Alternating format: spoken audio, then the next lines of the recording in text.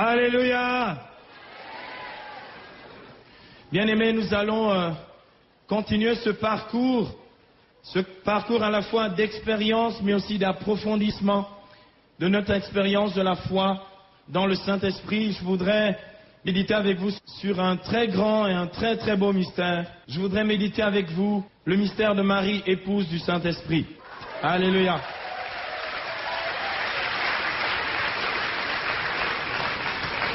Je ne l'aurais pas fait il y a quelques années si j'étais resté pentecôtiste évangélique de la pure espèce, parce que pour moi les catholiques étaient à la fois des idolâtres, des papolâtres et des mariolâtres. Et j'ai cru longtemps, mais je crois qu'il n'y a pas plus sourd que celui qui ne veut pas entendre.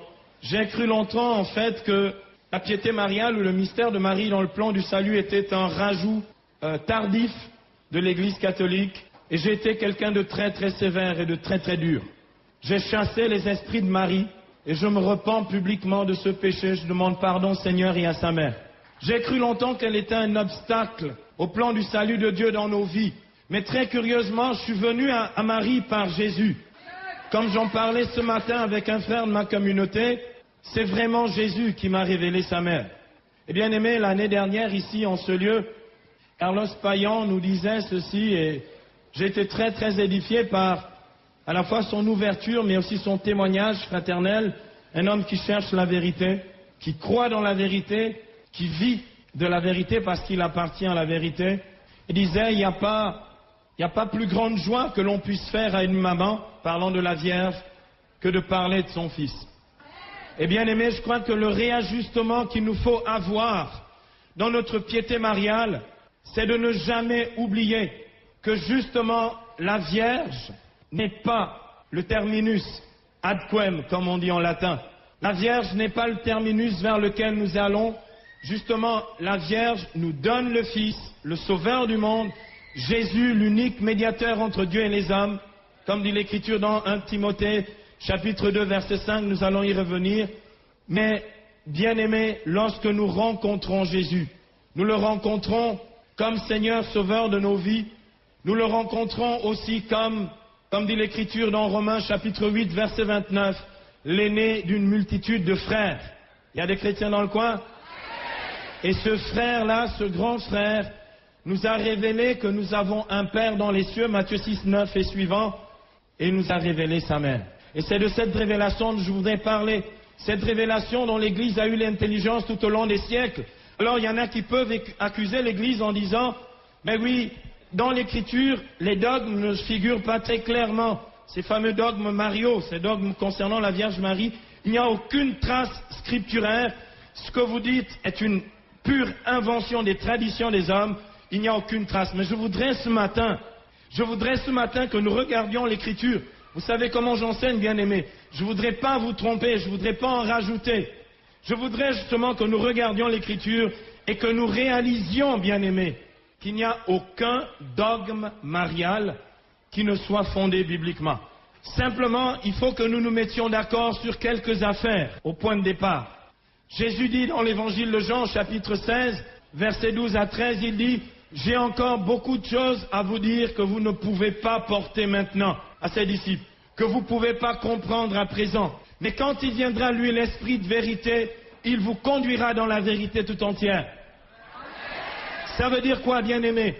Ça veut dire que c'est progressivement que le Christ a révélé les mystères du royaume de Dieu aux chrétiens, et les dogmes de la foi catholique ne sont là que comme révélation progressive des vérités de la foi. Si Jésus n'a pas tout dit au point de départ, Jésus a cependant confié ce dépôt sacré de la foi à l'Église, qui en dispose et qui nous donne l'intelligence des mystères de Dieu. L'Église est, comme dit l'apôtre Paul, dans 1 Timothée chapitre 3, verset 5, la maison de Dieu, colonne et support de la vérité. Alléluia! Bien-aimé, celui qui a donné l'Écriture, celui qui nous a donné l'Écriture, l'auteur de la parole de Dieu, est celui aussi qui a institué l'Église. Bien-aimé, je voudrais que vous puissiez comprendre que l'Écriture n'est pas un Coran qui est tombé du ciel. La parole de Dieu telle que nous l'avons maintenant, cette Bible-là, qui n'a pas été collectionnée, fabriquée au XVIe siècle, cette Bible-là est un don de Dieu qui nous a été fait par l'Église. Et dans l'Église, le même qui a donné l'écriture est le même qui a institué l'Église. Et c'est l'Église qui nous donne l'écriture. Je veux dire, bien-aimés, ce livre-là, il ne s'est pas fabriqué tout seul.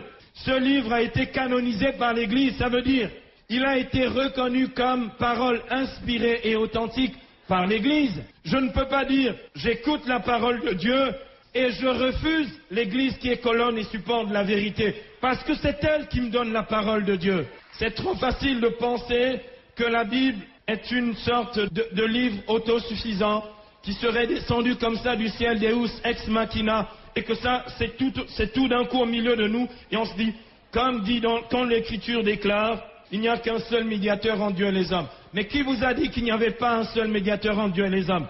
C'est pas parce qu'il y a un seul médiateur entre Dieu et les hommes que moi, je ne suis pas médiation de la grâce de Dieu pour mes frères. Qu'est-ce que je suis en train de faire ces jours-ci? Quand je prêche l'Évangile, qu'est-ce qui se passe? Je suis aussi médiateur. Vous savez pourquoi? On nous l'a très bien expliqué. Notre frère Roger nous l'a très bien expliqué. Nous sommes le corps du Christ. Dites-moi. Ça voudrait dire quoi? Ça veut dire que tous ici, nous sommes membres du corps du Christ et seule la Mère de Dieu, la Vierge Marie, ne serait pas membre de ce corps. Et qu'est-ce qui a donné ce corps à Jésus? Il y a des chrétiens dans le coin? Bien-aimés, vous et moi, nous ne serions pas là ce matin si cette petite fille de Nazareth n'avait pas dit oui au plan de Dieu.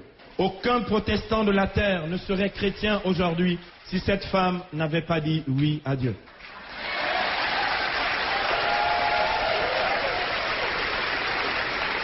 Pour moi, le premier prédicateur de l'histoire de l'Église, c'est la Vierge Marie, comme l'a si bien montré le pape Jean-Paul II, lorsqu'il nous a donné de méditer les mystères lumineux et qu'il considère que la Vierge Marie, elle aussi, proclame la bonne nouvelle dans son Magnificat. Et chacune des paroles qui sortent de sa bouche ne sont que l'écriture réellement vécue dans sa vie. Et lorsque Jésus dit « Qui est ma mère ?» ceux qui gardent la parole de Dieu et la mettent en pratique, eh bien, ils confessent publiquement, Jésus, que Marie est vraiment sa mère, parce qu'elle écoute la parole de Dieu et la met en pratique. D'ailleurs, Dieu a honoré sa servante, qui a obéi à sa parole.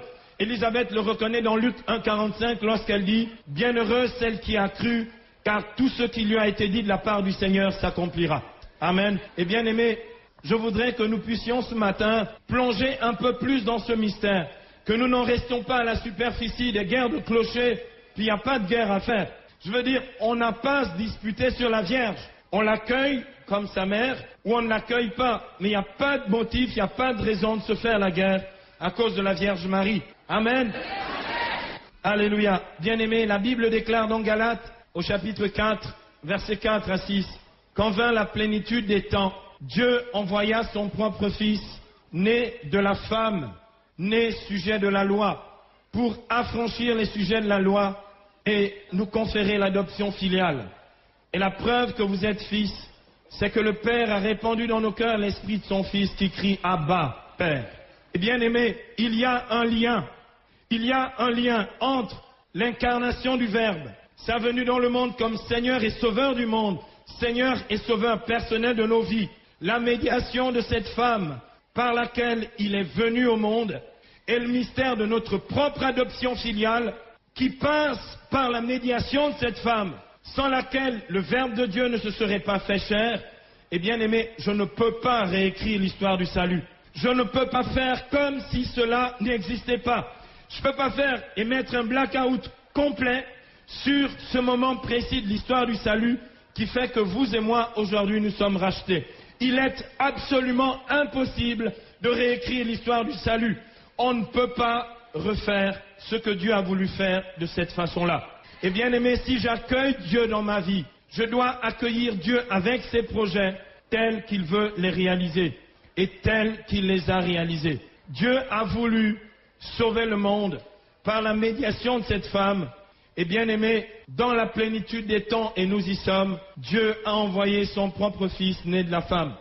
La Bible déclare dans Jean chapitre 1er, verset 14, « Et le Verbe s'est fait chair et il a habité parmi nous, et nous avons contemplé sa gloire, cette gloire qu'il tient de son Père, comme Fils unique plein de grâce et de vérité. » Ce Verbe de Dieu plein de gloire et de vérité, celui qui nous a donné la grâce de Dieu celui qui est l'auteur de la grâce, nous est venu et nous a été donné au monde par celle que je peux considérer comme la médiatrice de toute grâce, parce qu'elle est devenue à ce moment-là la médiation de la grâce de Dieu pour chacun d'entre nous. C'est par elle, bien-aimés, que l'auteur de la grâce, le Christ Jésus notre Seigneur, est venu et est entré dans le monde. Amen. J'aimerais bien changer ça, mais je n'y peux rien. J'aimerais bien qu'il en soit autrement, comme ça. Au moins je ferais content mes frères pentecôtistes, évangéliques et protestants. Je n'y peux rien. Amen. Et bien aimé, le problème, la difficulté, et moi j'ai été ce chrétien-là. La difficulté, c'est que beaucoup de chrétiens, et même les catholiques, même une certaine piété mariale, est selon moi trop idéologique. Il y a beaucoup de chrétiens qui d'ailleurs prennent aussi des positions contre les vérités de la foi de façon idéologique. Je parlais il n'y a pas très longtemps, il y a quelques mois, avec un ami à moi qui est pasteur évangélique. On est d'accord sur quasiment tous les points de la foi chrétienne. Et lorsque nous nous sommes mis à parler de la Vierge Marie, et c'est lui qui a commencé, il m'a cherché, il m'a trouvé. Lorsque nous sommes arrivés à ce point-là, mon cher ami, et pourtant je lui parlais très simplement, selon l'Écriture, de la maternité divine de Marie. J'ai dit, mais c'est biblique? Il me dit non. Je dis si. J'ai dit, tu n'as pas lu dans Luc au chapitre 1er, verset 43. C'est un simple verset, mais il contient absolument tout. L'Écriture dit ceci à propos de la maternité divine de Marie, comme nous allons le voir tout de suite, qui est aussi la maternité universelle de Marie. J'ai jamais vu une maman engendrer une tête sans les autres membres du corps. Il y a des chrétiens dans le coin. Puisque l'Écriture déclare dans Colossiens 1,18 que le Christ est la tête du corps, c'est-à-dire l'Église. Si je crois que je suis membre du corps du Christ, comme dit l'apôtre Paul dans 1 Corinthiens 12, 27, vous êtes le corps du Christ et membres chacun pour sa part. Si je le crois, alors vraiment, je suis un peu coincé ce matin. J'aimerais essayer d'y échapper. Mais là, franchement, j'ai du mal. Parce que si vraiment elle est la mère de la tête, il est impossible qu'elle ne soit pas la mère des membres du corps. Amen. Et j'aimerais bien qu'il en soit autrement. J'aimerais bien faire content mes frères évangéliques. Mais je n'y peux rien, je ne suis pas l'auteur des Écritures. Et je disais à cet ami, la Bible dit dans Luc 1,43, comment m'est-il donné que vienne à moi la mère de mon Seigneur? Et n'est pas dit, comment m'est-il donné que vienne à moi cette dame-là de Galilée, la mère de mon Seigneur?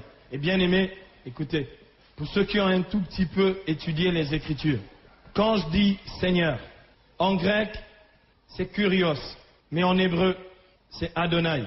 C'est un nom divin. C'est le titre de Dieu. C'est la manière dont les Juifs concrètement nomment Dieu. Parce qu'il est l'innommé. Il est le Saint, béni soit-il. Je ne peux pas prononcer son nom. Je peux simplement dire qu'il est Seigneur. Et je reconnais Jésus comme, dit justement Philippiens 2,11, comme le Seigneur à la gloire de Dieu le Père. Et quand je dis que Marie est la mère de mon Seigneur, je confesse sa maternité divine. J'y peux rien. J'aimerais qu'il en soit autrement, mais j'y peux rien. J'aimerais faire content mes frères évangéliques, mais franchement, je ne suis pas l'auteur des Écritures. Il y a des chrétiens dans le coin? Et puis on est parti en discussion, en live, pendant 1 heure, en train d'essayer de racoler les morceaux. Je lui ai dit, pendant très très longtemps, j'ai lu le texte des noces de Cana, et j'y comprenais rien. Je croyais avoir compris. Eh bien aimé, je sais qu'on y entre, dans ce mystère, on y entre que par révélation divine et par une véritable attitude d'humilité spirituelle. L'humilité spirituelle par rapport au mystère de Marie est la seule chose qui puisse nous libérer de toutes les formes d'idéologie sur ce mystère de la femme, de la nouvelle Ève, de la mère du Seigneur et Sauveur et notre mère. Amen. Je voudrais que maintenant nous puissions voir en 3 parties comment est-ce que l'Écriture nous enseigne sur le mystère de Marie. J'aimerais prendre 3 moments clés, 3 moments importants qui sont dans les Écritures. Le premier moment que nous allons voir maintenant, c'est l'Annonciation ou la Pentecôte de Marie. Nous allons nous rendre compte, bien-aimés, c'est la première qui a fait l'expérience du baptême du Saint-Esprit, et c'est elle, vraiment l'épouse du Saint-Esprit, qui peut nous enseigner ce qu'est la docilité au Saint-Esprit, ce qu'est l'écoute du Saint-Esprit, ce qu'est l'obéissance au Saint-Esprit, ce qu'est la fidélité à la parole de Dieu. Écoutez, franchement, je crois vraiment que la première pentecôtiste, c'est la Sainte Vierge. Alléluia! Premier point, l'annonciation ou la Pentecôte de Marie. Le deuxième point que nous allons voir, c'est la visitation ou le témoignage de l'Esprit. Nous allons aussi apprendre d'elle, comment témoigner dans l'Esprit.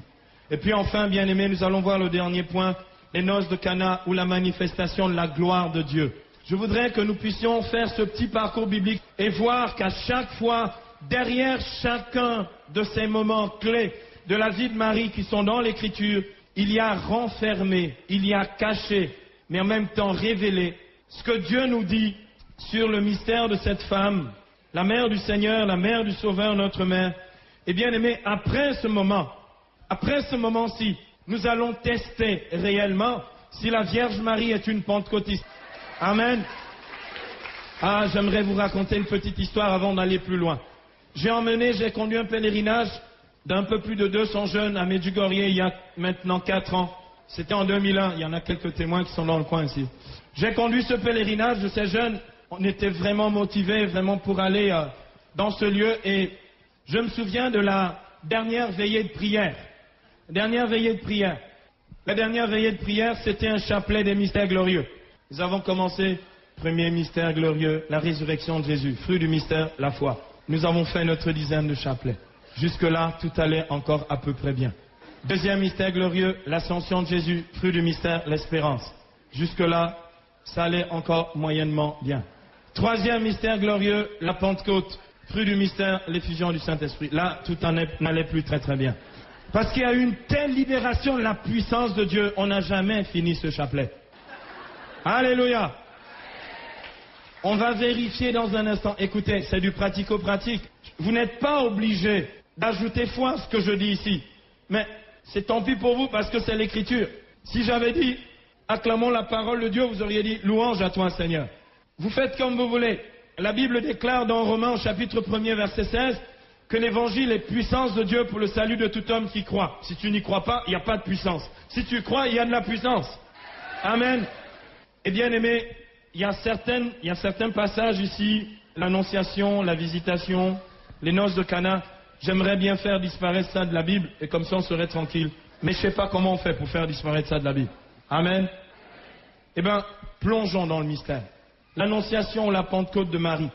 Bien aimé, dans le mystère, l'annonciation de Marie, on vérifie un certain nombre de choses. L'ange dit à Marie dans Luc 1, 28, « Tu peux être dans la joie de Dieu parce que tu es comblé de la grâce de Dieu. » Je voudrais qu'on fasse un petit arrêt sur image. Vous et moi, nous aspirons à une plénitude de vie dans le Saint-Esprit. Et la Bible dit, dans Éphésiens 5, 18, « Cherchez dans l'Esprit Saint votre plénitude. » Excusez-moi, mais cette plénitude-là, la Vierge l'a. Vous et moi, nous ne l'avons pas toujours. Elle l'a, et c'est Dieu lui-même, par son ange, qui le déclare à Marie. Tu es comblé de grâce. S'il y a un archétype, un modèle, où je peux contempler un être plein du Saint-Esprit, Luc 1, 28, eh bien c'est elle. Eh bien c'est elle. Elle est comblée de la grâce de Dieu, elle est remplie du Saint-Esprit. La Pentecôte de Marie survient parce que Marie pose une question à l'ange. Lorsque l'ange lui fait une grande déclaration d'amour en lui disant, l'ange lui dit, tu vois, tu as trouvé grâce auprès de Dieu. Tu vas concevoir et enfanter un fils, tu lui donneras le nom de Jésus. Il sera grand, il sera appelé Fils de Dieu. Ton fils sera le Fils de Dieu. C'est curieux, une femme. Comment ça se fait? Il sera appelé Fils de Dieu. Le Seigneur Dieu lui donnera le trône de David, son père.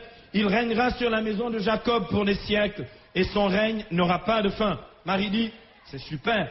Comment cela se fera-t-il puisque je ne connais pas d'homme?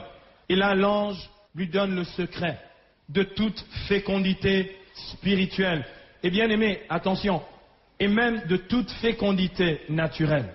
L'Esprit Saint viendra sur toi. Luc 1, 35. Et la puissance du Très-Haut te prendra sous son ombre.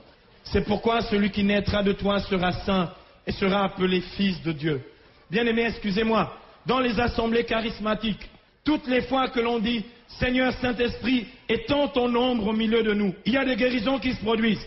Il y a des miracles qui se produisent. Il n'y a pas plus loin qu'il y a 15 jours, une dame vient me trouver pour me dire « Frère Silouane, est-ce que tu te souviens une fois, nous avions prié pour la guérison. Moi, j'étais stérile, incapable de concevoir.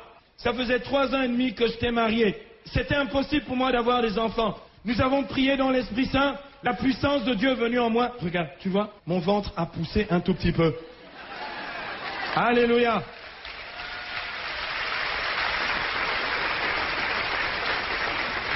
Je crois dans ces miracles-là. Et bien aimé, excusez-moi, la puissance de Dieu qui donne la possibilité, je pourrais vous donner des quantités de témoignages.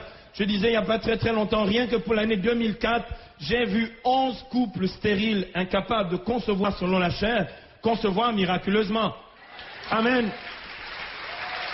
Est-ce que, imaginez, et l'un d'entre eux, ça faisait pratiquement 10 ans. C'est un couple italien de Sicile. Ça faisait 10 ans qu'ils attendaient d'avoir un enfant. J'aime quand la nature résiste. Parce que là, on voit encore davantage et mieux la puissance de Dieu. Mais bien aimé, à cette fécondité naturelle est attachée une grande fécondité spirituelle.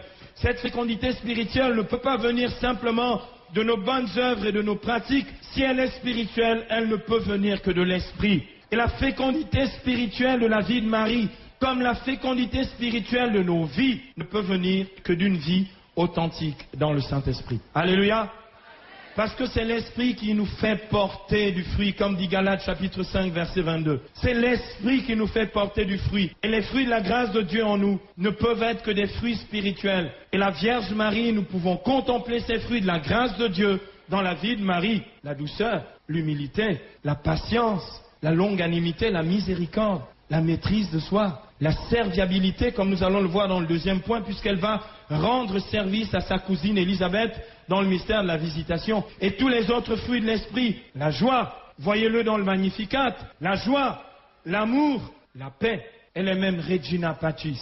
Elle est la reine de la paix. Alléluia. Eh bien aimé, excusez-moi, mais j'aimerais bien que nous puissions aller le plus loin possible ce matin dans ce mystère. Ce mystère de la Pentecôte de Marie, ce mystère de l'Annonciation, de quoi il nous parle profondément? Il nous parle d'un des dogmes les plus contestés de Marie, qu'est le dogme de l'Immaculée Conception. J'aimerais vous poser une question. Lorsque l'Écriture dit dans Éphésiens 1,4 que le projet éternel de Dieu pour vous et moi, c'est qu'il nous a tous élus dès avant la fondation du monde pour être saints et immaculés en sa présence dans l'amour, déterminant par avance que vous et moi, nous serions pour lui des fils adoptifs par Jésus-Christ.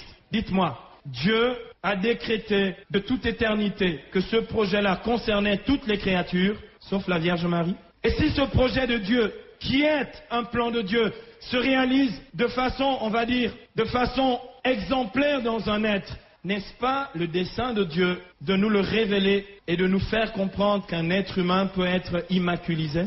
Est-ce que ce que Dieu a fait dans un modèle, celle que nous appelons la nouvelle Ève, la femme, celle de Galates 4.4, et celle qui dans Jean 19, verset 27, est encore appelée par son fils, femme, voici ton fils, la nouvelle Ève, la mère des vivants, pensez-vous que ce projet-là concernerait toute l'humanité sauf elle? Il nous a élus dès avant la fondation du monde pour que votre vie et la mienne soient sainte et immaculée en sa présence dans l'amour. Bien-aimés, vous et moi, nous sommes tellement bénis, tellement heureux dans nos assemblées charismatiques, tellement bénis, tellement heureux d'une expérience de Dieu. Écoutez, celle de la Vierge Marie n'est pas une expérience psychique. Elle ne se l'est pas inventée. La Vierge Marie n'a pas dit « je vais essayer un tout petit peu d'attirer le Saint-Esprit, je vais essayer de contempler les anges ». Il y a des chrétiens dans le coin? Et son expérience du Saint-Esprit n'est pas restée une expérience superficielle du Saint-Esprit. Son expérience spirituelle du Saint-Esprit a été une expérience féconde, d'où sa grande sainteté. Et bien aimé, lorsqu'il est dit « tu es comblé de la grâce de Dieu », ça veut dire aucune des grâces de Dieu ne lui manque. Et la première d'entre elles, c'est ce projet, ce premier projet de Dieu, ce projet éternel de Dieu, de nous voir saints et immaculés en sa présence, dans l'amour. Dans l'Ancien Testament, dans le livre du Cantique des Cantiques, ce dessein de Dieu se manifeste aussi dans les paroles du bien-aimé à l'épouse du Cantique des Cantiques, dans Cantique au chapitre 4, verset 7, où il est dit ceci, « Tu es toute belle, ma bien-aimée, et sans tache aucune. » Ça veut dire concrètement dans le texte, tu es immaculée. J'aime à croire et à voir dans l'Écriture. Lorsque Marie dit dans Luc 1,48, il a jeté les yeux sur son humble servante. J'aime entendre ce Cantique 4,7 qui dit, et c'est les yeux de Dieu posés sur elle. Tu es toute belle, ma bien-aimée, et sans tache aucune. Dieu reconnaît en Marie cette grâce qu'il lui accorde, non pas à cause de ses mérites, ces grâces qu'il lui accorde à cause des mérites de la passion, de la mort et de la résurrection de Jésus. Ces grâces qu'il accorde par avance, parce que dans le mystère de Dieu, il n'y a pas de temps. Dieu sauve aussi bien ceux qui viennent après Jésus, après le mystère pascal, que ceux qui viennent avant Jésus, avant le mystère pascal. Et bien aimé, la Vierge Marie, vous savez ce qui se passe ici? Quand on se met à parler d'elle, l'enfer se déchaîne. Alléluia.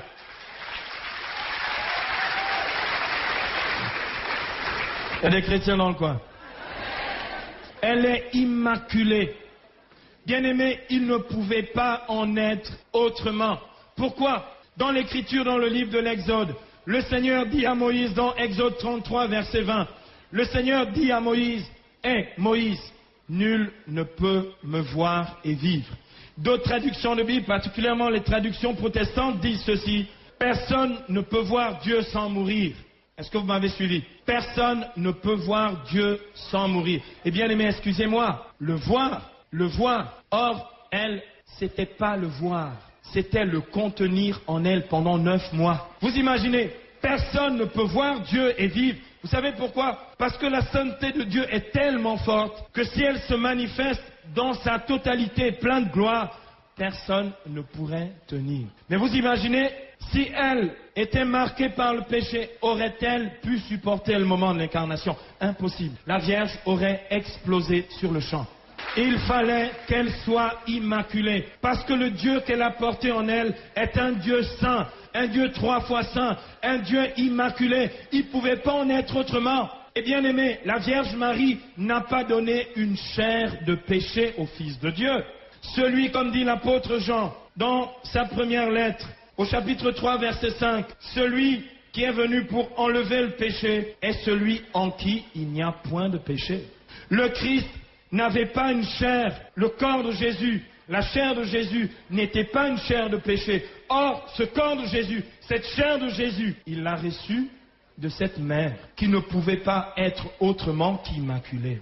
Tel est bien, comme dit l'auteur de la lettre aux Hébreux dans Hébreux au chapitre 7, verset 26. Oui, tel est précisément le grand prêtre qu'il nous fallait, saint, innocent, immaculé, désormais séparé des pécheurs, élevé au plus haut des cieux. Jésus est ce grand prêtre saint, innocent et immaculé. Il a reçu sa chair, son corps, sa vie d'homme d'une mère sainte et immaculée. Il n'y a aucune contradiction dans le plan de Dieu parce que tel est le projet éternel de Dieu pour tout homme. Alléluia! La Vierge Marie est donc bien immaculée conception. Et bien aimés, nous pourrons dans un instant tirer toutes les conséquences dogmatiques de cette vérité de la foi. Immaculée conception, ça veut dire qu'en elle, il n'y a point de péché. Immaculée conception, ça veut dire que la Vierge Marie ne connaît pas le salaire du péché. La Bible dit dans Romains 6, 23, le salaire du péché, c'est la mort. Mais le don gratuit de Dieu, c'est la vie éternelle dans le Christ Jésus. Comment, si elle était immaculée conception, pouvait-elle mourir? J'ouvre la brèche sur l'Assomption de Marie. C'est tellement simple quand on va aux sources. Alléluia! Et si on passait au deuxième point, la visitation, le témoignage de l'Esprit. La Pentecôte de Marie nous montre une grande fécondité spirituelle. La Pentecôte de Marie nous montre que Dieu est un Dieu des miracles. La Pentecôte de Marie nous montre que vous et moi, comme elle, nous pouvons contempler les réalités du ciel. La Pentecôte de Marie nous dit que le monde angélique, la vie du ciel, peut être notre vie. La Bible dit dans Éphésiens 2, 19 que vous et moi, nous sommes concitoyens des saints et membres de la famille de Dieu. Et dans cette famille, il y a un papa. Et dans cette famille, il y a une maman. Il n'y a pas de famille monoparentale, même dans la vie spirituelle. Alléluia. Et excusez-moi bien aimé, Dieu ne s'est pas servi de la Vierge Marie. La Vierge Marie n'a pas été simplement une mère porteuse. Et l'incarnation du Verbe, c'était pas une fécondation in vitro. Je voudrais vraiment que nous soyons clairs parce que c'est du blasphème. On n'est pas loin du blasphème. Des fois, bien aimés, nous avons des considérations qui viennent de la chair, même si nous croyons qu'elles sont spirituelles. Nous ne pouvons pas, vous et moi, changer le projet de Dieu sous prétexte que nous avons peur de l'idolâtrie. Bien aimés, vous pensez, moi j'ai fait des études de théologie et nulle part, dans aucun texte de l'Église catholique, il est écrit que la Vierge Marie doit être idolâtrée comme une déesse. C'est Dan Brown qui dit ça dans son livre, le Da Vinci Code. C'est lui qui parle de la grande déesse ou du féminin sacré. L'Église catholique n'a jamais enseigné le féminin sacré. L'Église catholique n'a jamais fait de la Vierge une idole. Jamais. Jamais. Jamais. La Vierge n'est pas une idole. Et je confesse avec l'Écriture dans Matthieu 4, 10, tu adoreras Dieu seul et à lui seul tu rendras un culte. Je n'adore pas la Vierge. Mais bien aimé, si pour faire plaisir à une maman, la meilleure chose à faire, c'est de parler de sa mère, amen, de son fils, pardon. Mais la meilleure chose que l'on peut, la meilleure joie que l'on peut porter à un fils, c'est de parler de sa mère. Amen. Ça, Carlos Payan ne l'a pas dit, moi je le dis. Alléluia. La plus grande joie que l'on puisse faire à un fils, écoutez, c'est de bien parler de sa mère. C'est pourquoi il arrive des fois que dans certaines assemblées interconfessionnelles, je m'échauffe un tout petit peu. Et ça peut arriver.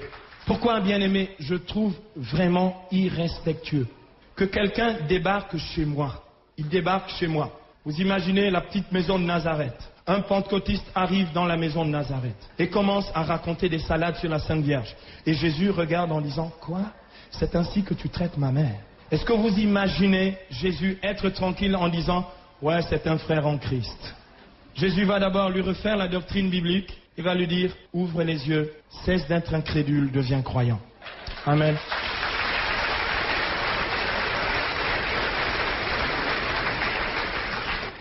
Deuxième point, la visitation.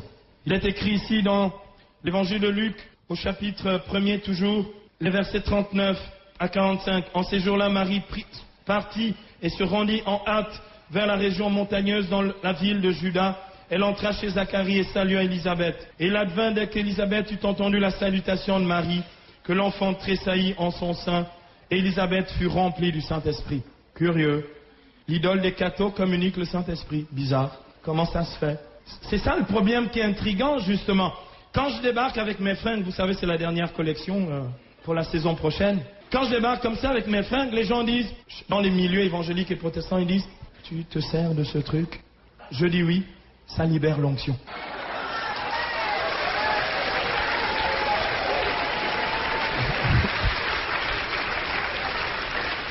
Ils me disent, mais comment tu fais? Je dis, je fais.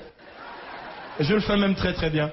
Si la Vierge n'est pas dans le plan de Dieu, Dieu ne peut pas servir d'elle. Si elle est hors du plan de Dieu, c'est impossible de communiquer l'Esprit. Et justement, c'est ça qui intrigue. Mais il y a des fortes onctions chez vous les catholiques? Yes. Il y a même des miracles? Oh yes. Et vous priez en plus le chapelet? Absolument, mon frère. Et comment vous faites? Eh bien, on le fait. Et ça marche? Oh, mais absolument, puisqu'il y a des miracles. Alléluia.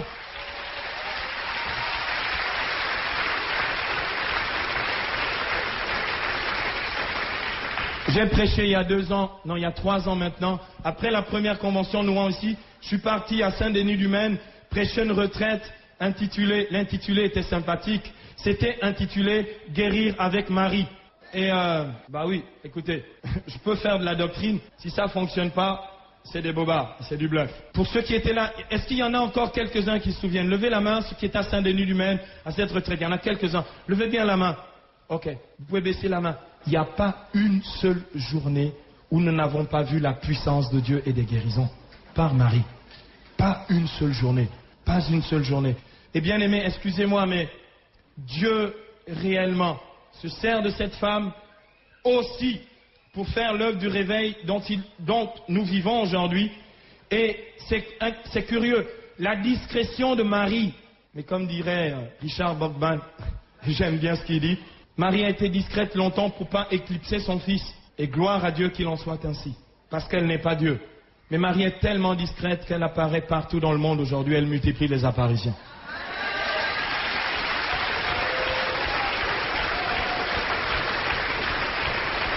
Alléluia! J'aime beaucoup ça. Il y en a qui disent, ouais, phénomène démoniaque. Au nom de Jésus, Marie, tu peux partir. Puis elle dit, si tu veux, je reviens quand tu veux aussi.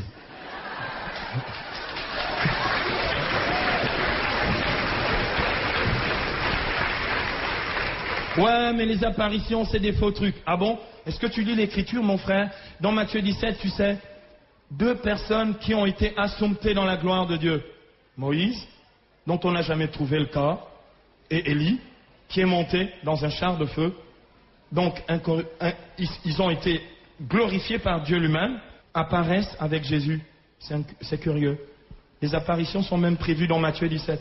Si ces gens-là qui ont été amis de Dieu, qui sont montés dans la gloire, apparaissent auprès de Jésus, pourquoi la Vierge ne pourrait-elle pas apparaître?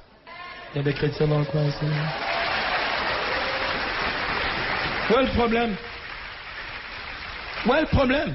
Si Moïse peut apparaître, si Élie peut apparaître, pourquoi Marie ne pourrait-elle pas apparaître? Où est le problème? Dites-moi qu'il n'y a aucun problème. Merci, c'est très gentil. On va passer au deuxième point, ça fait la 3e fois que je l'annonce. Bien aimé, dans le mystère de la visitation, nous est révélée la maternité divine de Marie. L'Écriture dit ici, alors elle poussa un grand cri et dit, bénie es-tu entre les femmes et béni le fruit de ton sein. Oh là là, ça ressemble à une prière catho, ça. C'est curieux qu'Élisabeth fasse une prière de catholique. Tu es béni entre toutes les femmes, le fruit de ton sein est béni. Mais c'est curieux, sa cousine est catholique. C'est bizarre. Eh, excusez-moi, en plus c'est dans la Bible.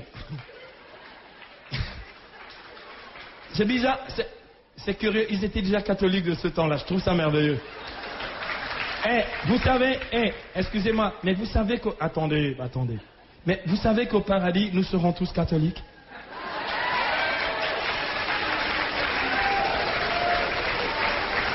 Je vais mieux m'expliquer.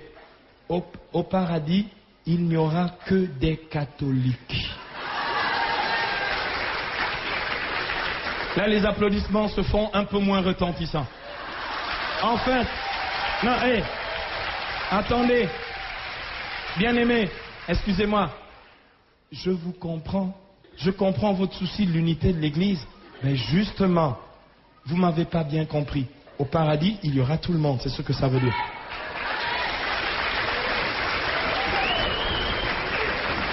Alléluia. J'ai pas dit qu'au paradis, il n'y aura que des catholiques romains, les latins pratiquants que nous sommes. J'ai dit il n'y aura que des catholiques. Le Christ, comme dit Jean, chapitre 11, verset 52, est venu pour rassembler dans l'unité tous les enfants de Dieu dispersés. Et ce projet de Dieu s'accomplira parfaitement avec la parousie de Jésus, et au ciel, il y aura la totalité. Donc au ciel, ce sera catholique. Alléluia. Vous n'êtes pas obligé d'y croire, mais ce sera comme ça. Car vois-tu, dès l'instant où ta salutation a frappé mes oreilles, l'enfant a tressailli d'allégresse en mon sein. Jean-Baptiste ne pouvait plus tenir en place. Le gars, il pétait complètement les plombs dans le sein maternel.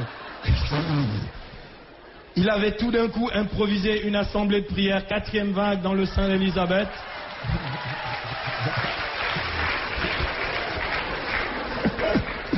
Vous allez voir, ça va chauffer ce soir. Oui, bienheureuse celle qui a cru. Bienheureuse celle qui a cru. En l'accomplissement de ce qui lui a été dit de la part du Seigneur. Bien-aimés, justement, ce passage de l'Écriture nous parle de la maternité divine de Marie. L'Écriture est très très claire sur la maternité divine de Marie. Ce passage de, justement, Luc 1, 43, qui nous dit qu'elle est la mère du Seigneur, nous parle clairement de sa maternité divine. Alors, un petit point de doctrine chrétienne, pour être très clair. Nulle part dans l'Écriture et dans la doctrine chrétienne, il est dit que Marie est la mère du Père. Amen. Nulle part, il est dit qu'elle est la mère de l'Esprit. Ok? Elle est la mère du Fils. Elle est la mère du Fils. en qui, comme dit Colossiens chapitre 2 verset 9, habite corporellement la plénitude de la divinité. Si ce Fils est réellement Dieu, celui en qui, dans la chair, habite pleinement la divinité, je ne peux pas ne pas dire qu'elle est la mère du Fils de Dieu. Donc, si elle est la mère du Fils de Dieu, le Fils est de même nature que le Père, nous dit Hébreux chapitre 1, versets 2 à 3. Jésus est le resplendissement de la gloire du Père et il est l'icône de sa propre substance, de sa propre nature. Il est Dieu né de Dieu. Il est Dieu engendré du Père. Et bien aimé, excusez-moi, si il est Dieu, éternellement Dieu, même dans la chair, même incarné, la mère de ce Dieu-là, le Fils, mérite le titre de mère de Dieu.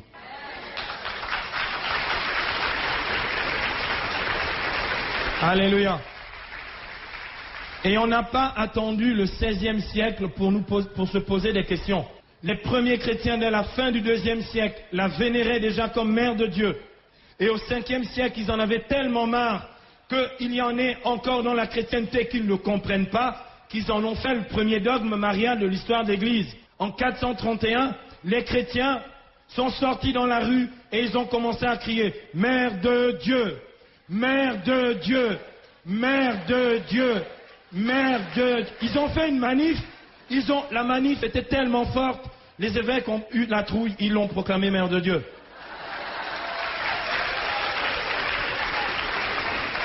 Le peuple bien-aimé reconnaît en Marie de Nazareth la mère du Seigneur, la mère de Dieu.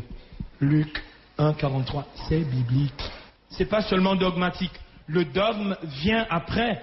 La révélation précède le dogme. Le dogme est une intelligence approfondie de la révélation.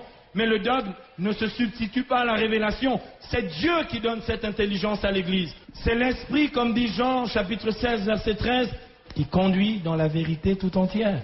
Alléluia. Mais bien aimé, il y en a qui disent, ouais, mais il y a un truc qui ne marche pas. Il y a un truc qui ne marche pas. Parce que justement, l'Écriture nous dit que, et ça, les catholiques ne sont pas très très clairs, semble-t-il, sur cette question-là. L'Écriture a l'air de nous dire que la Vierge Marie aurait eu quelques autres enfants. Ça se peut bien. Pourquoi ils le disent? Pour invalider une autre vérité scripturaire. C'est la virginité perpétuelle de Marie. Le dogme nous dit ceci, que la Vierge Marie est restée vierge. Avant, pendant, c'est le pendant et après qui est gênant. Le prophète Isaïe, dans Isaïe 7, 14, annonce que la Vierge concevra et enfantera un fils. Curieux. Il aurait pu dire une femme qui aime Dieu. Il dit la Vierge. L'Écriture, lorsque Saint Luc écrit ce passage d'Écriture, c'est-à-dire après l'an 50, après Jésus, Saint Luc continue à dire, en parlant de cette femme, ici dans Luc au chapitre 1er, au verset 27, il continue à dire, et le nom de la Vierge était Marie. Il aurait pu dire, et le nom de cette femme, de cette mère. Pourquoi l'Écriture insiste-t-il pour dire et pour défendre que cette femme qui va concevoir miraculeusement et qui va donc aussi enfanter miraculeusement, parce qu'on est dans l'ordre du miracle, bien-aimé, le Fils de Dieu est resté vierge. Sa maternité est surprenante. Elle est restée vierge. Donc cette maternité qui est surprenante ne peut être rangée que du côté d'une maternité miraculeuse. La conception et l'enfantement étaient miraculeux. Je voudrais prendre deux exemples bibliques pour nous aider à comprendre que pour Dieu, ce n'est pas un problème et Dieu n'est pas incapable de faire ce genre de choses. C'est-à-dire manifester quelque chose de réel sans rien corrompre au passage. Exode 3, le buisson ardent. Il brûlait sans consumer. Et les pères de l'Église ont toujours voulu reconnaître et voir en Marie, dans le mystère de sa virginité perpétuelle, ont toujours voulu y voir comme un buisson ardent. Dieu est tellement bon. Dieu ne viole personne et Dieu ne détruit rien dans nos vies. Dieu vient dans nos vies pour nous reconstruire. Excusez-moi, je vais employer un terme un peu cru. Dieu n'aurait pas pu violer Marie si Dieu ne peut pas violer ta liberté. Il y a des chrétiens dans le coin? Deuxième signe de puissance. Comment Jésus faisait après la résurrection pour apparaître au milieu de ses disciples? Il cassait par hasard les murs? Était-il réel lorsqu'il a dit à Thomas, touche-moi? C'est bien moi? C'est pas un esprit, un fantôme? la virginité de Marie, comme la conception de Marie, la conception immaculée du Fils de Dieu, est une conception miraculeuse. L'enfantement aussi est un enfantement miraculeux. Et bien aimé, excusez-moi, n'essayez pas de spéculer et d'imaginer. Vous savez ce que dit Genèse chapitre 3, verset 16, il est dit justement à Ève, après la chute, il est dit à Ève, je multiplierai les peines de tes grossesses et dans la douleur tu enfanteras, dit l'Écriture. Ok? Pourquoi? Mais parce que Ève avait péché. Mais si nous sommes d'accord que Marie est immaculée parce qu'elle ne pouvait pas donner une chair de péché au Fils de Dieu, la Vierge n'a connu aucune conséquence du péché originel, y compris les douleurs de l'enfantement. Il y a des chrétiens dans le coin ici. Aucune conséquence du péché originel, y compris les douleurs de l'enfantement. Je crois dans la virginité perpétuelle de Marie. Je crois dans ce dogme de la foi chrétienne. Alléluia. Mais il y a un autre problème. On n'est pas sorti de l'auberge, mes bien-aimés. On n'est pas sorti de l'auberge. Dans l'Écriture, une des objections que j'avais sur les lèvres quand j'étais pentecôtiste, c'était que j'avais lu dans Luc, au chapitre 2, verset 7, que justement, c'est là où je me dis vraiment, on peut avoir l'esprit tordu quand même. J'avais lu dans Luc, chapitre 2, verset 7, que justement il est écrit, elle mit au monde son fils premier-né. Ah, la déduction protestante, c'est de dire donc il y en avait eu d'autres. Donc on ne peut pas dire qu'elle est restée vierge puisqu'elle en a eu d'autres.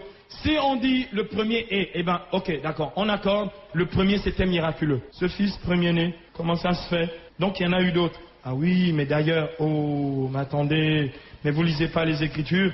Dans l'évangile de Matthieu, on va aborder un sujet assez brûlant. Dans l'évangile de Matthieu, justement, au chapitre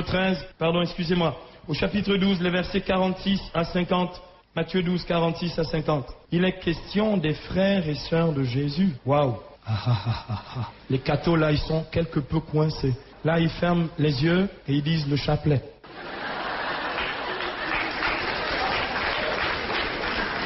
Parce que le pire de l'évangile de Matthieu, c'est qu'il y a même des noms, frères et sœurs. Il y a des noms. Excusez-moi, il y a même des noms. Non, c'est pas dans Matthieu qu'il y a des noms, c'est chez Marc. On va le lire tout de suite. Il est écrit ceci, verset 49. Ah non, justement, quelqu'un arrive dans la foule et crie, voici que sa mère et ses frères se tenaient dehors, cherchant à lui parler. À celui qui l'en informait, Jésus répondit, qui est ma mère? Qui sont mes frères? Et tendant sa main vers ses disciples, il dit, voici ma mère, mes frères. Car quiconque fait la volonté de mon Père qui est aux cieux, celui-là met un frère, une sœur et une mère. Et en lisant les Écritures, justement, on se dit, on ne comprend pas bien. Qu'est-ce que Jésus veut bien dire par là? Parce que si Jésus nous dit que tout d'un coup, il a encore des frères, ce passage de l'Écriture, il est là en fait, comme un rebondissement pour aggraver la situation. Et bien aimé, lorsqu'il est question de ces frères de Jésus, de Matthieu chapitre 13, versets 54 à 55, d'où lui vient cette sagesse, dit quelqu'un dans l'assemblée? Et ces miracles, celui-là n'est-il pas le fils du charpentier?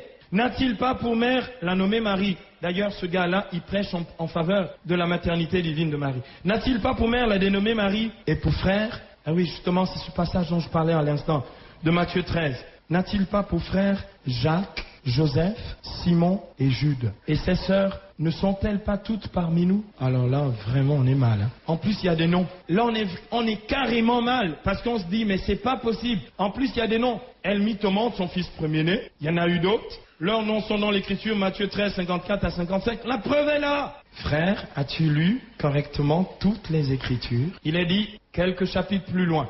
Dans Matthieu chapitre 27, versets 55 à 56.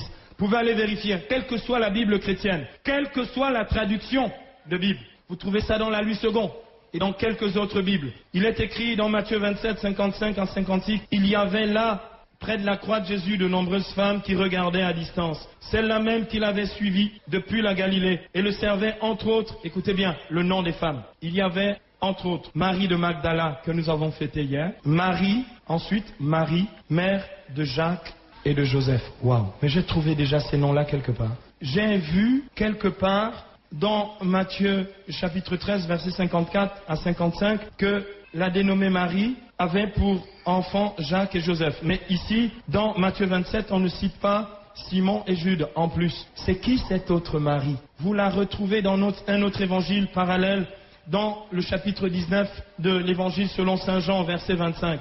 Cette femme est la cousine de Marie. Elle s'appelle Marie, femme de Cléophas, dont les enfants étaient Jacques, Joseph, Simon et Jude. Dans Jean 19, 25, or près de la croix de Jésus se tenaient sa mère et la sœur de sa mère. Le même épisode que dans Matthieu 27, 55 à 56. La sœur de sa mère Marie, femme de Cléophas, et Marie de Magdala. Les deux noms de ces deux Maries dont il est question précédemment dans Matthieu 27, 55 à 56. Les enfants de Marie, de cette Marie-là, les cousins et cousines de Jésus, ce sont les enfants de la cousine de Marie, une certaine Marie qui était la femme de Cléophas. Et ces enfants sont clairement Jacques et Joseph, les cousins de Jésus. Par contre, écoutez, quand on lit pas l'écriture, on peut raconter vraiment des salades. Hein. C'est incroyable. Hein. Et en plus, on se croit intelligent. Et on se croit même rempli de l'esprit quand on dit ces choses-là. Par contre, la maternité de Marie, oui, s'étend à toutes les générations. La maternité de Marie est la maternité de la mère du Fils de Dieu, qui est la tête du corps de l'Église. La maternité de Marie s'étend sur tous les membres du corps du Christ. Oui, vraiment, Marie a eu d'autres enfants. Oui, vraiment, Marie a d'autres enfants. Oui, vous et moi, nous sommes les enfants de Marie.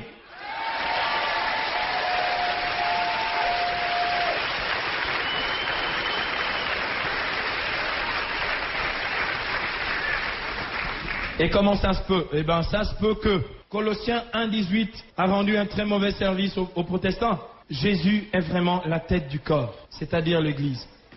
Il est vraiment le principe, le premier-né. Le premier-né, comme dit Romains 8, 29, d'une multitude de frères.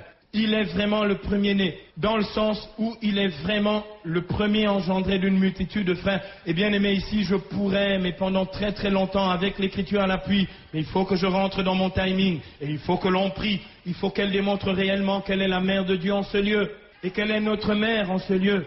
Bien aimé, je pourrais démontrer par des quantités de passages bibliques comment elle est la mère, mais je ne voudrais en prendre qu'un seul. Apocalypse, chapitre 12, versets 1 à 17. Un grand signe apparut dans le ciel, une femme enveloppée du soleil. Elle est dans la gloire. Vous voulez la gloire, bien-aimés? Ben, vous voulez la gloire, elle est la gloire.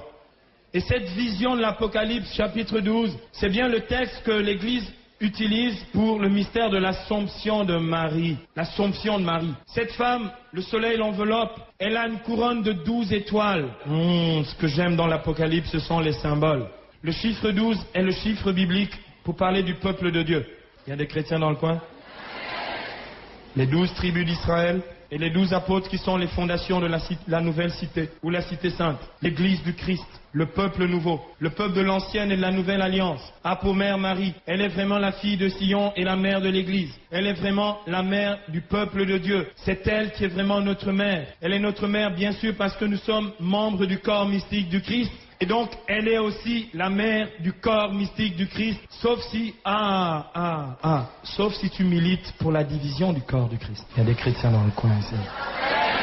Si tu milites pour la division du corps du Christ, oui, tu peux rejeter Marie. Mais si tu crois dans l'unité du corps du Christ, et c'est Jésus qui le dit dans l'évangile de Jean, au chapitre 10, verset 16, il n'y aura qu'un seul pasteur et un seul troupeau. Excusez-moi, permettez-moi une petite folie. J'aimerais jouer un tout petit peu sur les mots. Il n'a jamais dit qu'il faudrait qu'il y ait des tonnes de pasteurs et un seul troupeau. Il a dit un seul pasteur et un seul troupeau. Bien aimé, c'est lui le pasteur. Si je veux diviser le corps du Christ, je rejette Marie. Et c'est évident que ce point, cette pierre d'achoppement qu'est Marie, est un point de division du corps du Christ, alors que ça devrait être le lieu de l'unité du corps du Christ. Le lieu de l'unité du corps du Christ. Écoutez, c'est curieux. Et je ne comprends pas les cathos qui tout d'un coup, comme vous savez, des enfants dont on a mal parlé de leur maman, quand ils arrivent quelque part au milieu de leurs potes, ils en ont honte. Ils baissent la tête. Ils disent, ouais, puis, vous savez, unité à deux balles en se disant, ouais, mais je ne vais pas parler d'elle parce que je risque de vexer les autres. Je suis désolé. Tu rejettes Marie, tu divises le corps du Christ. Marie est vraiment un principe spirituel. Je dis bien spirituel, d'unité du corps du Christ. Et bien aimé, il est évident, et là, écoutez, c'est pas de la théologie ou de la spiritualité à deux balles un peu superficielle. Je voudrais que chacun d'entre nous essaye d'aller le plus profond dans ce mystère et tirer les conséquences théologiques et spirituelles de ce mystère. Elle est vraiment un principe spirituel, l'unité du corps du Christ. Tant qu'elle manquera dans l'unité, il n'y aura pas d'unité. Il n'y aura pas d'unité. Il n'y aura pas d'unité. Tu peux chanter en langue, mais si dans ton cœur tu es divisé avec ton frère, quand tu arriveras là-haut, il dira, ce ne sont pas ceux qui me disent Seigneur, Seigneur qui entreront dans le royaume, mais ceux qui auront fait la volonté de mon Père qui est dans les cieux. Et la volonté du Père, c'est que nous soyons un, bien-aimés. Et si nous sommes un, et que nous nous reconnaissons membres du corps du Christ, si nous reconnaissons la tête, la Vierge Marie n'a pas enfanté que la tête, elle n'est pas que la mère de la tête. Elle est la mère de tous les membres du corps du Christ. Je voudrais justement dire ceci. L'apôtre Paul qui dit que nous sommes le corps du Christ à plusieurs reprises aux Éphésiens et dans la première aux Corinthiens, l'apôtre Paul signifie par là que justement si nous nous reconnaissons le corps du Christ, nous ne pouvons même pas, bien-aimés, justifier les divisions, quel qu'en soit le motif. Quel qu'en soit le motif. Vous savez, une fois, un ami pasteur évangélique me dit, Silouane, ton ministère, c'est vraiment un truc qui roule, hein? Je dis, oui, ça roule même très bien. Il me dit, mais tu n'es pas quelque peu agacé par les tracas dans l'église catholique? Je dis, non, frère. Dieu prend les moyens qu'il choisit, lui, pour me sanctifier, et je bénis son nom.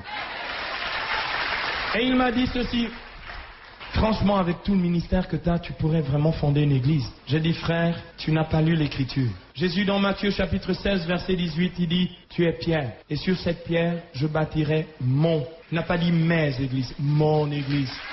Mon église. Mon église. Et les puissances de la mort n'auront aucun pouvoir sur elle. J'aime beaucoup ça. Alléluia. C'est l'église du Christ, c'est pas l'église des individus. Dans Apocalypse chapitre 12 verset 17, la parole de Dieu nous dit ceci, bien-aimés, furieux contre la femme. Furious contre la femme. Bien-aimés, c'est un vieux litige qui date de Genèse chapitre 3 verset 15. Un vieux litige, on dirait chez moi en Afrique, des vieux palabres, qui datent de Genèse 3:15. Je mettrai une hostilité entre toi et la femme, entre sa descendance et ta descendance, démon. Tu lui mordras le talon de temps en temps, mais elle t'écrasera la tête, l'ami.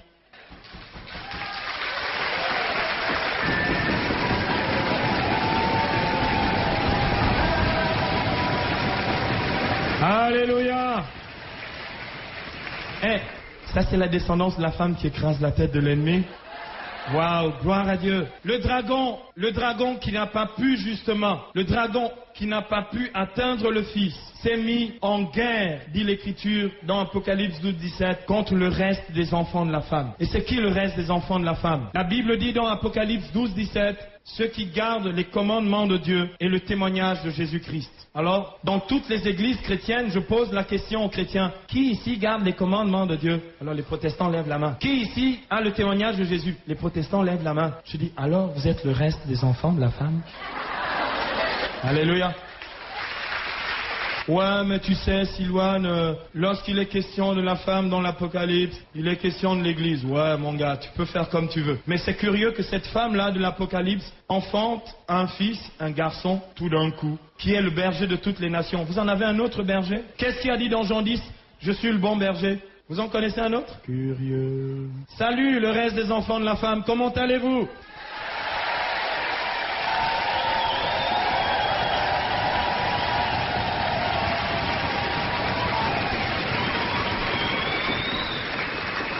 Alléluia. Bien-aimé, la Vierge est montée dans la gloire du ciel parce qu'elle était sans péché. Puisque le salaire du péché c'est la mort, Romains 6, 23, et qu'elle était immaculée conception, elle ne pouvait pas connaître la mort. Donc l'Église reconnaît qu'au terme de son pèlerinage sur la terre, la Vierge est montée avec son corps et son âme dans la gloire du ciel. Et bien-aimé, il n'y a rien de curieux à ça. Il n'y a rien contre l'Écriture, car nous-mêmes, frères et sœurs, à la fin des temps, nous vivrons une Assomption. La Bible dit dans 1 Thessaloniciens 4, 17, nous les vivants, nous qui serons encore là, nous serons réunis avec eux et emportés sur les nuées pour rencontrer le Seigneur dans les airs. Ainsi nous serons avec le Seigneur toujours. C'est ce qui s'est produit pour elle, ce qui va se produire pour ceux qui seront là à la fin. Et bien aimé, l'Assomption n'a rien d'étrange ni d'extraordinaire. C'était la même chose pour Enoch. La Bible dit dans Genèse 5, 24, Enoch marcha avec Dieu, puis il disparut, car Dieu l'enleva. C'est la même chose dans le deuxième livre des Rois, chapitre 2, verset 11, à propos d'Élie. Or, comme il marchait en conversant avec Élisée, voici qu'un char de feu et des chevaux de feu se mirent entre deux, et Élie monta au ciel dans un tourbillon. Assomption d'Élie. Si Dieu, Moïse pouvait aussi ajouter, si Dieu a fait ça pour ces hommes-là, il peut le faire aussi pour sa maman. Et bien aimé, excusez-moi, la Bible dit dans Colossiens 3, 1 à 3, que notre vie est désormais cachée en Dieu dans le Christ.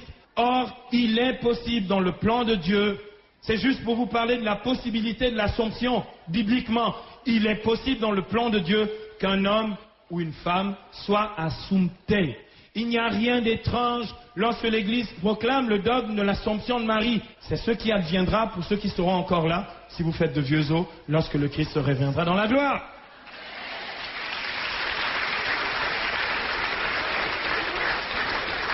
Accordez-moi encore 5 minutes. Enfin, donc, les noces de Cana, ou la manifestation de la gloire.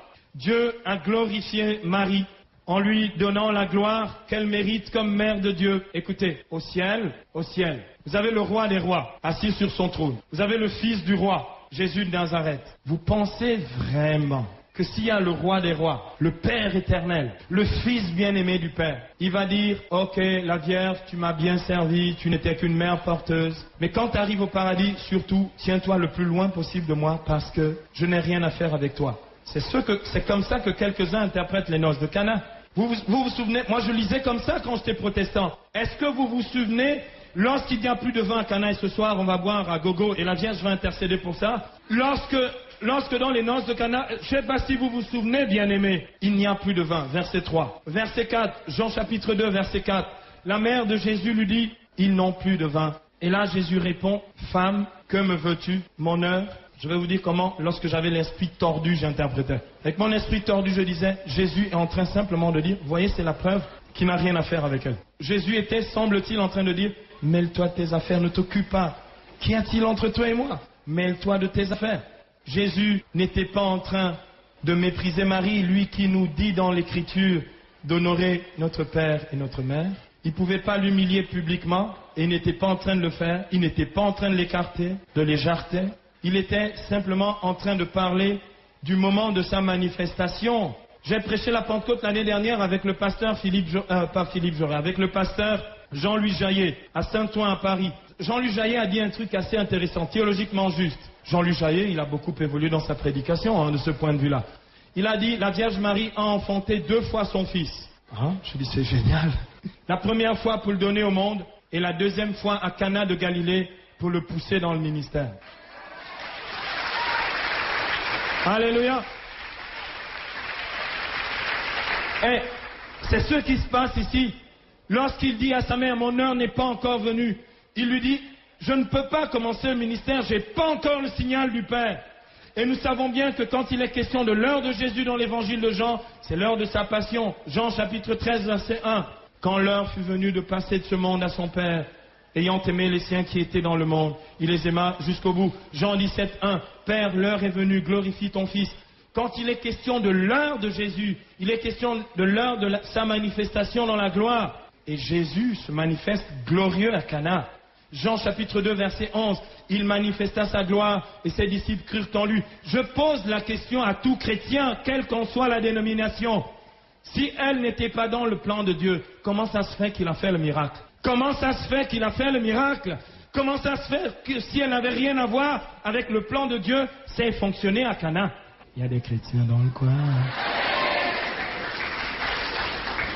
Non, il y a quelque chose de beaucoup plus profond. Il est question ici, bien-aimé, il ne s'agit pas de mettre de côté Marie, il est question de mieux que ça. Il est question de la collaboration de Jésus et de Marie, ce que nous, les catholiques, nous appelons la médiation maternelle et universelle de Marie. Je vais vous expliquer ce que ça veut dire. En grec, dans le texte, Jésus dit ceci, et c'est difficile à traduire.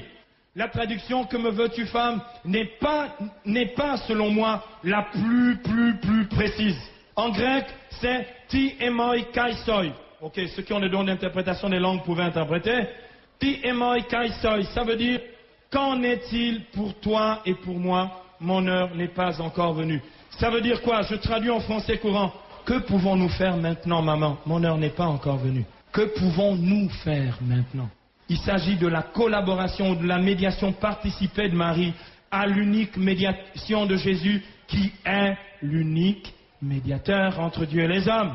Et bien aimé, ce mystère est tellement profond qu'aujourd'hui encore, j'aurais des centaines de références bibliques à vous donner ici, qu'aujourd'hui encore, comme vous et moi, nous sommes médiateurs de la grâce de Dieu pour nos frères, lorsque nous prions et intercédons, eh bien, nous disons à Marie, à la fin du Je vous salue Marie, prie pour nous pauvres pécheurs, maintenant et à l'heure de notre mort.